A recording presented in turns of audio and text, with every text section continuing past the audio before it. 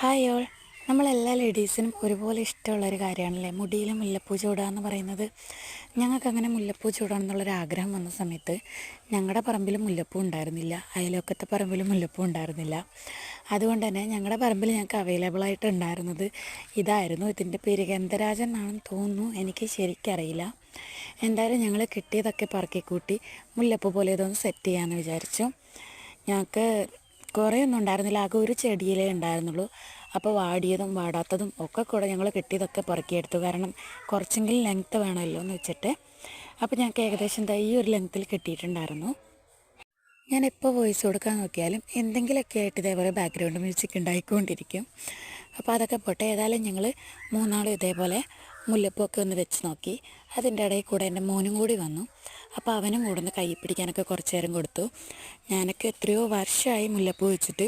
അപ്പോൾ ഇത് വെച്ചപ്പോൾ എനിക്ക് എൻ്റെ കാണുമ്പോൾ തന്നെ ഒരു ചിരി വരുന്നുണ്ടായിരുന്നു.